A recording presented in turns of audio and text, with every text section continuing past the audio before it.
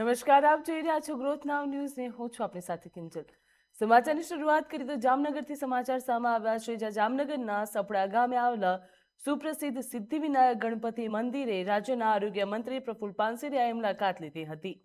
તેમણે સિદ્ધિવિનાયક દાદાના દર્શન કર્યા હતા અને રાજ્યના સુખ સમૃદ્ધિ અને જનકલ્યાણ માટેની પ્રાર્થના પણ કરી હતી, આશીર્વાદ પણ મેળવ્યા હતા।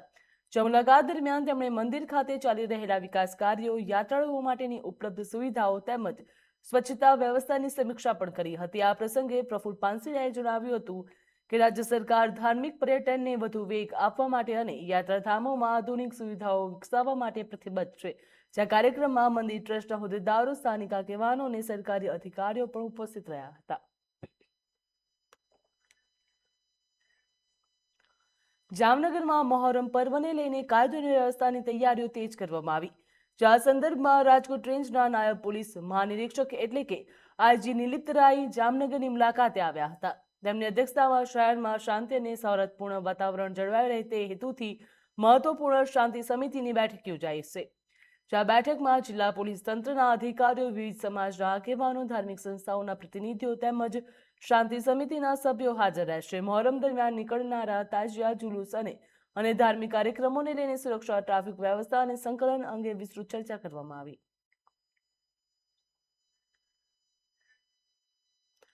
હવામાન નિષ્ણાંત અમરલાલ પટેલે આગામી 23 થી 25 જૂન દરમિયાન રાજ્યના વિવિધ વિસ્તારોમાં વાતાવરણમાં પલટો આવી શકે છે અને વરસાદી માહોલ સર્જાશે તેવી શક્યતા વ્યક્ત કરી।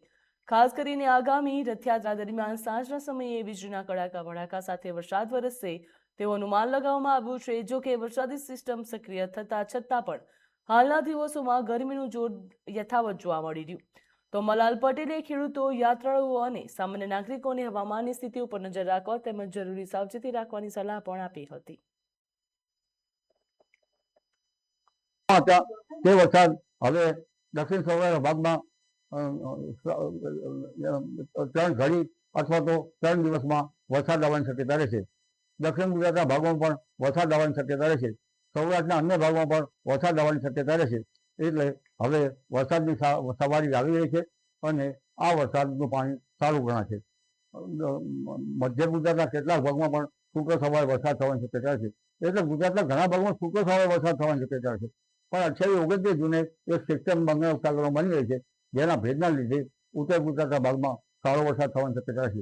કેટલાક ભાગમાં ભારે વરસાદ થવાની શક્યતા છે, જેમાં વડોદરાના ભાગો, મહીસાગરના ભાગોમાં ભારે વરસાદ થવાની શક્યતા છે। આ ઉપરાંત પંચમહાલના કેટલાક ભાગમાં ભારે વરસાદ થવાની શક્યતા છે।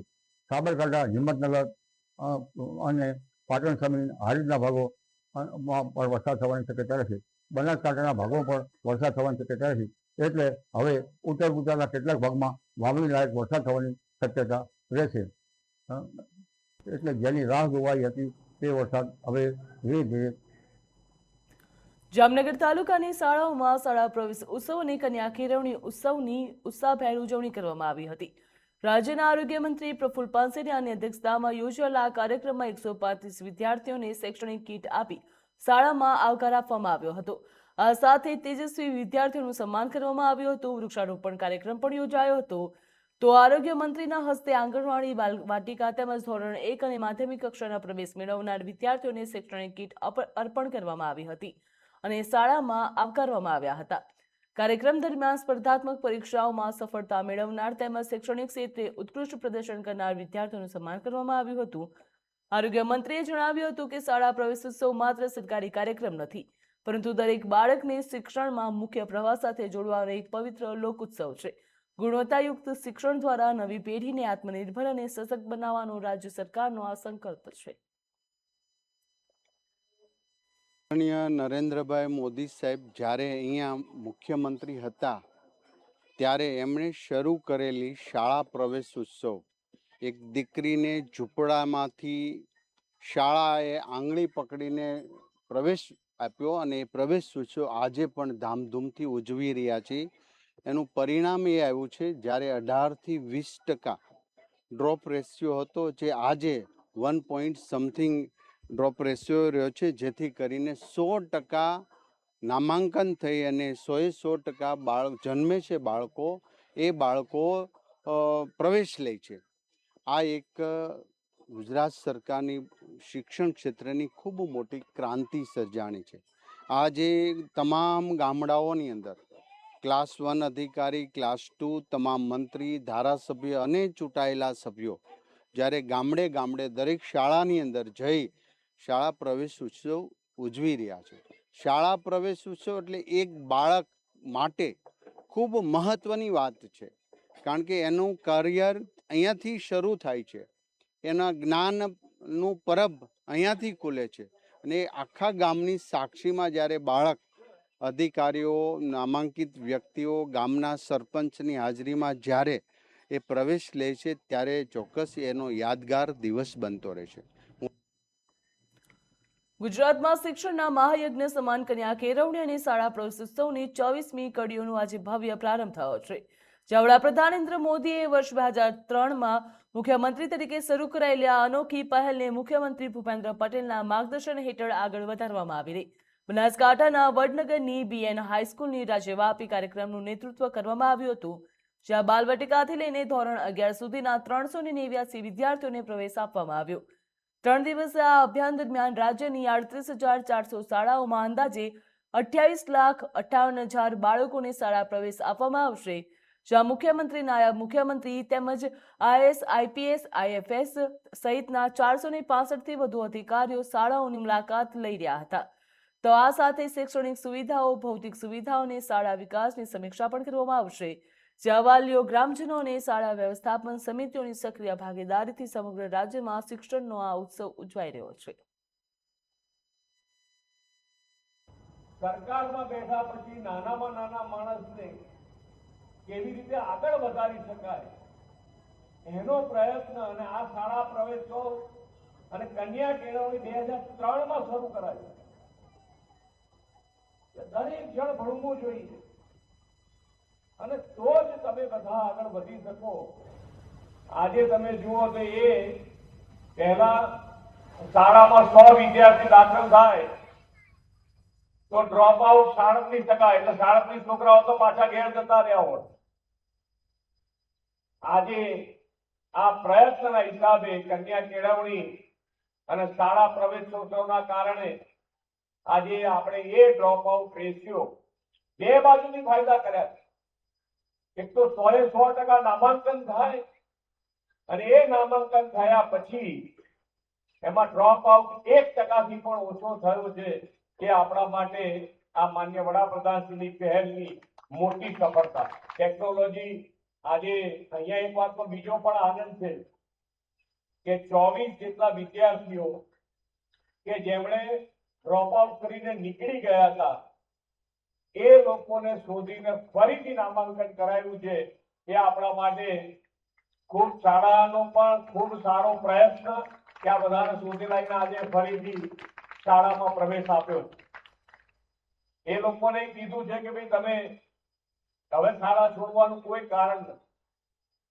અહીંયાથી શિક્ષક મિત્રો બેઠા છે, બધા વાલીઓ પણ બેઠા છે. તો અત્યારે જ્યારે કોઈ પણ વિદ્યાર્થી 1 કે 2 દિવસ જો ઘરે રહે તો આ બેઠેલા શિક્ષક તમારા ઘર સુધી આવતા હશે અને એ ઘર સુધી આવવાનું કારણ તો કે ભાઈ વિદ્યાર્થી કેમ નથી આવતો એની ચિંતા, અને વાલી સાથે મળી અને એમના પ્રોબ્લેમનો સોર્ટ આઉટ કરી અને વિદ્યાર્થી પાછું સ્કૂલે કેમ આવે એનો ખૂબ સારો પ્રયત્ન શિક્ષકો દ્વારા આજે કરવામાં આવે છે. ગાંધીનગરમાં રાજ્ય સરકાર દ્વારા આયોજિત 3 દિવસીય શાળા પ્રવેશોત્સવ અને કન્યા કેળવણી મહોત્સવનો પ્રારંભ થયો છે, જેના ભાગરૂપે માઉન્ટ કાર્મેલ શાળામાં કૃષિમંત્રી જીતુભાઈ વાઘાણીએ હાજર રહીને વિદ્યાર્થીઓનું સ્વાગત કર્યું હતું. વડાપ્રધાન નરેન્દ્ર મોદીએ ગુજરાતના મુખ્યમંત્રી તરીકે શરૂ કરાયેલા આ અભિયાનનો મુખ્ય હેતુ ગરીબ અને શ્રમિક વર્ગના બાળકોને શિક્ષણથી વંચિત ન રહે અને વિદ્યાર્થીઓનો ડ્રોપ આઉટ રેશિયો ઘટે તે માટેનો છે. તો આ વર્ષે ગાંધીનગર શહેર અને જિલ્લામાં અંદાજે 15,000થી વધુ અને સમગ્ર રાજ્યમાં એક સાથે 28 લાખથી વધુ બાળકો બાલ મંદિર અને ધોરણ 1માં પ્રવેશ મેળવી રહ્યા છે. શિક્ષણ ક્ષેત્રે સરકાર દ્વારા 10,000 કરોડ રૂપિયાનું પેકેજ ફાળવવામાં આવ્યું, તેમજ બાળકોના અભ્યાસ અને પરિવહન માટે વિશેષ વ્યવસ્થાઓ ઊભી કરવામાં આવશે. આ કાર્યક્રમ દરમિયાન વિદ્યાર્થીઓને એક પેડ માં કે નામ અભિયાન અંતર્ગત વૃક્ષારોપણનો સંકલ્પ લેવડાવવામાં આવ્યો હતો અને પ્રાકૃતિક ખેતી અંગે માહિતગાર કરવામાં આવ્યા હતા, જે ખેતી પદ્ધતિ હાલ રાજ્યમાં 8 લાખથી વધુ ખેડૂતો અપનાવી રહ્યા છે. મોદી સાહેબે દરેક મહાનગરમાં અલગ અલગ પ્રકારે ઇન્ફ્રાસ્ટ્રક્ચરનો વિકાસ ગામડાની અંદર પણ કર્યો છે. અલગ અલગ પ્રકારે અલગ અલગ રસ્તાઓ, એ એન્ટ્રીના રસ્તા હોય એને પણ અલગ અલગ રીતે વિકાસ કરવાનો નિર્ણય એ પ્રગતિપથ તરીકે આપ્યો. એ યાત્રા ભૂપેન્દ્રભાઈ શરૂ રાખી. જ્યાં જેવી જરૂર પડે ત્યાં આ ઇન્ફ્રાસ્ટ્રક્ચરમાં વ્યવસ્થાઓ કરી રહ્યા છીએ. તમે જે વાત કરી છે એ સરકારમાં નિર્ણય થયા પછી એ વાત અધિકૃત રીતે થઈ શકે. સરકારની અંદર અનેક બાબતો, અનેક વિષયો કન્ટિન્યુ હોય છે અને ભારતીય જનતા પાર્ટીની સરકારે નરેન્દ્રભાઈ શરૂ કરેલી યાત્રામાં જ છે. સરકાર રિફોર્મ્સ કરે, સરકાર જરૂર પ્રમાણે સુધારા વધારા કરે, એ કાયમી અને નિરંતર પ્રક્રિયા છે. પણ તમે જે વાત કરો છો એ વાત, એ નિર્ણય અથવા તે પ્રક્રિયા આગળ વધે પછી કરી શકાય. હાલમાં જ્યાં જેવી જરૂર પડે ત્યાં, પણ એકવાર કોઈ એનો અર્થ એવો નથી કે આ નિર્ણય થઈ રહ્યો છે, પણ જ્યારે જે થશે એ સમાજને આપણા ધ્યાનમાં મૂકીશું. પણ રિફોર્મ્સની પ્રક્રિયા એ હંમેશા અવિરત થતી હોય છે. જ્યાં જેવી જરૂરિયાતો, સર્વે અને વ્યવસ્થાઓના આધાર ઉપર લોકોને અનુકૂળ હોય, ભવિષ્યના વિકાસના અનુકૂળ હોય, એ પ્રકારની વ્યવસ્થા સરકાર ભૂપેન્દ્રભાઈ અને નરેન્દ્રભાઈ આ વ્યવસ્થાનો ભાગ છે. ત્યારે જે વ્યવસ્થાઓ બનશે એની આપને જાણ કરીશું.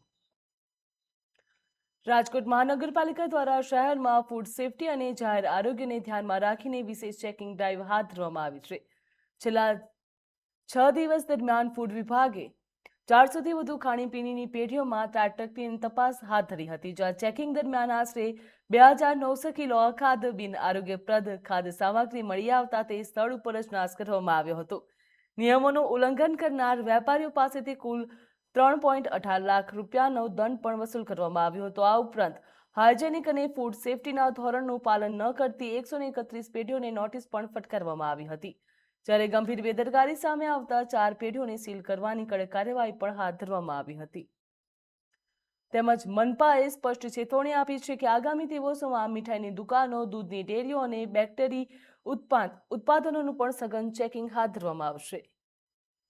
રાજકોટ મહાનગરપાલિકાના માનનીય મેયરશ્રી અને માનનીય કમિશનર સાહેબની સૂચના અન્વયે પ્રેસ કોન્ફરન્સમાં ડિક્લેર થયા મુજબ જે છે એક સઘન ડ્રાઈવનું આયોજન છે એ કરવામાં આવ્યું હતું અને આ કામગીરી જે છે આગામી સમયમાં પણ ચાલુ રહેશે. અનુસંધાને જોવા જઈએ તો સોમવારથી લઈને શનિવાર કુલ 6 દિવસમાં રાજકોટ મહાનગરપાલિકાની ફૂડ શાખા દ્વારા જે છે કુલ 481 જેટલી પેઢીમાં ફૂડના જે FSSAIના નોર્મ્સ છે મુજબ એસેસમેન્ટ, હાઇજીન એસેસમેન્ટ ઉપરાંત ખાસ કરીને સ્વચ્છતા અને જે prepared food as well as જે રો મટીરિયલ યુઝ થાય તમામની તપાસ જે છે એ કરવામાં આવી હતી. એમાં જોવા જઈએ 481 પેઢીમાં ક્યાંક ને ક્યાંક વત્તા ઓછા પ્રમાણમાં જોવા જઈએ તો મોટી રેસ્ટોરન્ટ, ફૂડ હોકર્સ ઝોન ઉપરાંત જોવા જઈએ તો મોટી હોટલ્સના કિચન્સ પણ આપણે ઇન્વોલ્વ કરેલા હતા. આમાં રેસ્ટોરન્ટ નાની મોટી અને ઉપરાંત જે છે મલ્ટીનેશનલ કંપનીઝ ધરાવતા પિઝા પાર્લર્સનો પણ સમાવેશ થાય છે. જોવા જઈએ તો કુલ 2909 કિલો જેટલો જથ્થો જે છે અખાદ્ય હાલતમાં અથવા બિનહાઇજેનિક કન્ડિશનમાં મળેલો હતો, તો તેનો નિકાલ જે છે સ્થળ ઉપર કરવામાં આવ્યો છે અને આ અનુસંધાને સોલિડ વેસ્ટની અમારી જે ટીપરવાન દ્વારા આનો નિકાલ કરીને વહીવટી ચાર્જ સ્વરૂપે જોવા જઈએ તો 3,18,000 રૂપિયાનો દંડ જે છે એ વહીવટી ચાર્જ સ્વરૂપે વસૂલવામાં આવેલો છે. આ ઉપરાંત 131 જેટલી પેઢીને હાઇજીન બાબત માટેની જે નોટિસ જે છે આ પૈકી ઇસ્યુ કરવામાં આવી છે અને કુલ 4 જે પેઢી જે છે એને સીલ જે છે એ કરવા કોમોડિટી વાઇઝ જે છે એ લીધું છે. હાલ જે છે રેસ્ટોરન્ટ, હોટલ્સના અને ખાસ કરીને હોકર્સ ઝોનની જે પેઢીઓ ખાસ કરીને ફૂડ બિઝનેસ ઓપરેટર્સને લીધેલા છે. આગામી સમયમાં આ પેઢીમાં વિસ્તારિત સ્વરૂપે જોવા જઈએ તો વિવિધ પ્રકારની કોમોડિટીઝ જે છે એ ઇન્વોલ્વ કરવામાં આવશે. હાલ જે હોકર્સ ઝોનમાં જે આપણે વાત કરી પાણીપુરીના ઠેલા પેઢી ઉપરાંત જે છે લારી હોય તો એની આની અંદર લેવામાં આવ્યા છે, પરંતુ ખાસ કરીને સ્પેસિફિકલી જે રોડ રસ્તા ઉપર હોય એ દાખલા તરીકે લલોડી વોકળીમાં જ્યાં પાણીપુરીનું પાણી ઉપરાંત જે છે પૂરી બનાવવાનું વિવિધ એકમો કાર્ય છે તેની તપાસ પણ આગામી સમયમાં કરવામાં આવશે. ગીર સોમનાથ જિલ્લાના ગીર ગઢડાના જામવાડા ગામે હત્યાની ઘટના સામે આવી છે, જ્યાં નદી કાંઠે સરકારી જમીન ઉપર ચાલી રહેલા જમીનની પાટી તેમજ તે દરમિયાન બોલાચાલી થઈ હતી. ત્યારબાદ એક યુવકની હત્યા કરવામાં આવી છે. પ્રાથમિક માહિતી મુજબ યુવક ઉપર પથ્થર અને અન્ય હથિયારો વડે હુમલો કરવામાં આવ્યો હતો અને તેને મોતને ઘાટ ઉતારવામાં આવ્યો હતો. બનાવની જાણ થતાની સાથે જ પોલીસ કાફલો ઘટનાસ્થળ ઉપર પહોંચી ગયો હતો અને સમગ્ર વિસ્તારને કોર્ડન કરીને તપાસ શરૂ કરી હતી. પોલીસે મૃતદેહને પોસ્ટમોર્ટમ માટે ખસેડી આરોપીને ઝડપી પાડવા માટે અલગ અલગ ટીમો બનાવી શોધખોળ તેજ કરી. અમદાવાદના સાબરમતી રિવરફ્રન્ટ ઉપરથી 9 વર્ષ પહેલા મળેલી બિનવારસી મહિલાની લાશનો રહસ્યમય કેસ આખરે ઉકેલાઈ ગયો છે.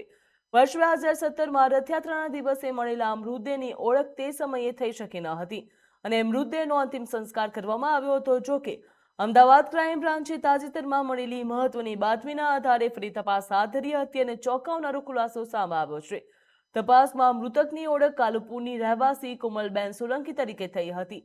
પોલીસે ખુલાસો કર્યો છે કે લગ્ન જીવનમાં અણબનાવના કારણે પતિ મિનેશે ઉર્ફ મોન્ટુ સોલંકીએ તેની પત્નીને ફરવાના બહાને સાબરમતી રિવરફ્રન્ટ ઉપર લઈ જઈને નદીમાં ધક્કો માર્યો હતો અને મોતને ઘાટ ઉતારી દીધી હતી.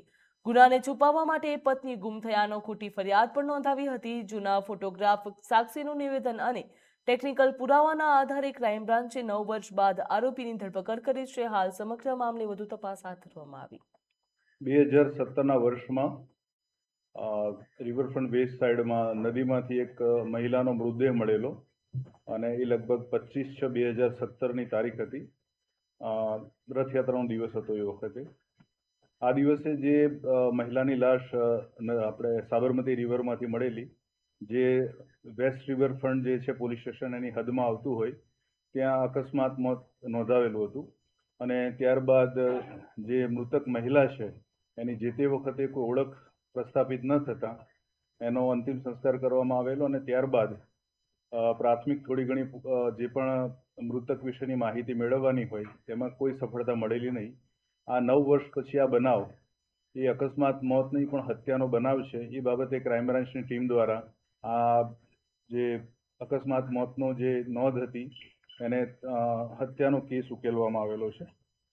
આ જે આરોપી જે છે આ કેસના મિનેશ ઉર્ફ મોન્ટુ, જે હાથીજણ ખાતે રહે છે અમદાવાદ ખાતે, અને મૃતક મહિલાની ઓળખ જે છે એ બહુ સ્પષ્ટપણે એ રીતે થયેલી છે કે રાત્રિના એટલે કે મધ્યરાત્રિ પછી આ મૃતકને આરોપી દ્વારા જ નદીમાં ફેંકવામાં આવેલી હતી અને સવારે આ મૃતદેહ મળી આવતા એના જે તે વખતના ફોટો એટલા જ ફ્રેશ હોવાના કારણે જ્યારે ફરીથી જે પ્રકારે માહિતી મળી કે આ માત્ર અકસ્માત મોત નથી ને આ હત્યાનો બનાવ છે, એ બાબતે ફોટા ઉપરથી મૃતકની ઓળખ પ્રસ્થાપિત કરીને એના પિતાને બતાવતા મૃતકના પિતાએ આ એમની દીકરીની મૃતદેહ હોવાનું એમણે જણાવ્યું હતું અને એની ખાતરી આપેલી હતી. આ જે સમગ્ર બનાવ છે એ આરોપીની જે પ્રાથમિક પૂછપરછ પ્રમાણે જે જાણવા મળ્યા મુજબ આરોપી મિનેશ અને કોમલ મૃતક આ બંને 2017 પહેલા 3-4 વર્ષથી એ લોકોને પ્રેમ સંબંધ હતો અને ત્યારબાદ એમણે 2017માં રાજકોટ જિલ્લાના જેતપુર શહેરના સ્ટેન્ડ ચોક વિસ્તારમાં ઓટો રિક્ષામાં અચાનક જ આગ લાગી હતી. થોડી વારમાં આગની લપેટમાં આવીને બળીને ખાખ થઈ ગઈ હતી. જ્યાં ઘટનાના પગલે આસપાસના વિસ્તારમાં દોડધામ મચી ગઈ હતી. જોકે સદનસીબે આ ઘટનામાં કોઈ પણ પ્રકારની જાનહાનિ કે ઈજા થવાની ઘટના બની નથી. આગ લાગવાનું કારણ ચોક્કસ કારણ હજુ સામે આવ્યું નથી તેમજ તપાસ પણ હાથ ધરવામાં આવી છે. જ્યાં ઘટનાની જાણ થતાની સાથે જેતપુર નવાગઢ નગરપાલિકા ફાયર વિભાગની ટીમ તાત્કાલિક સ્થળ ઉપર પહોંચી હતી અને આગ ઉપર કાબુ મેળવ્યો હતો.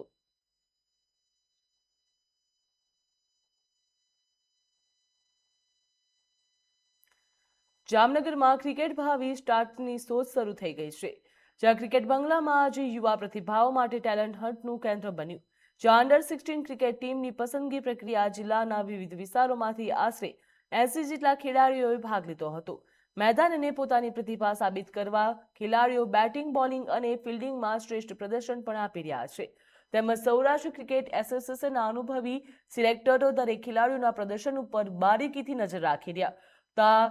ટ્રાયલ્સમાંથી માત્ર 25 થી 30 ખેલાડીઓની પસંદગી થશે, જેમને આગામી તબક્કામાં જામનગર સૌરાષ્ટ્રનું પ્રતિનિધિત્વ કરવાની તક મળશે. યુવા ક્રિકેટરો માટેનો આ માત્ર પસંદગી પ્રક્રિયા નથી, પરંતુ ક્રિકેટમાં મોટી ઓળખ બનાવવા માટે સપનાની પ્રથમ સીડી સમાન છે.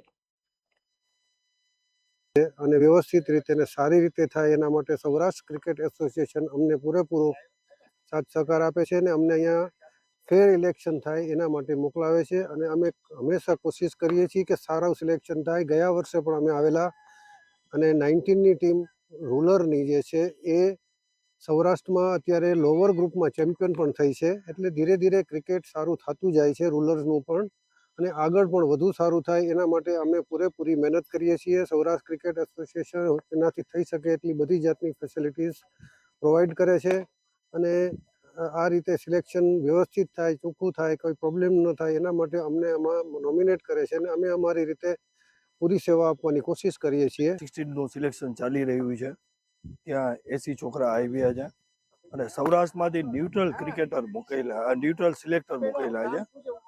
જે 2 જણા આવ્યા છે, એક જાની સાહેબ અને નરેન્દ્રસિંહ જાડેજા, 2 આવ્યા છે અને દર વર્ષે સૌરાષ્ટ્ર ત્યાંથી જ સિલેક્ટર મોકલે છે અને ન્યુટ્રલ સિલેક્શન થાય છે. આ વર્ષે અમે અંડર 19 પ્લેટ ગ્રુપમાં ચેમ્પિયન થયા, જે બતાવી આવે છે કે Jamnagar rural district cricket association આજ સારી રીતે ક્રિકેટ ચાલે છે અને સૌરાષ્ટ્રે અમને સપોર્ટ કરે છે. અમે જ્યારે પણ સૌરાષ્ટ્ર ક્રિકેટ એસોસિએશનને કીધું છે કે ભાઈ સિલેક્ટર અમને મોકલો, ત્યારે એ લોકો ન્યુટ્રલ સિલેક્ટર મોકલે છે અને ન્યુટ્રલ સિલેક્ટર આપ શ્રી જોઈ જ શકો છો, ત્યાં ન્યુટ્રલ સિલેક્શન ચાલે જ છે. અત્યારના 80 છોકરા આવ્યા છે તો એનું સિલેક્શન ચાલુ રહ્યું છે. બપોર પછી અંડર 23નું સિલેક્શન ચાલુ થશે બપોરના 4 વાગ્યા પછી. તો એ ન્યુટ્રલ સિલેક્ટર જે આવ્યા છે સૌરાષ્ટ્રમાંથી, એ પોતે જ. હાલ સમાચારમાં બસ આટલું જ. વધુ માહિતી અને સમાચાર માટે આપ જોતા રહો ગ્રોથ નાવ ન્યૂઝ. નમસ્કાર.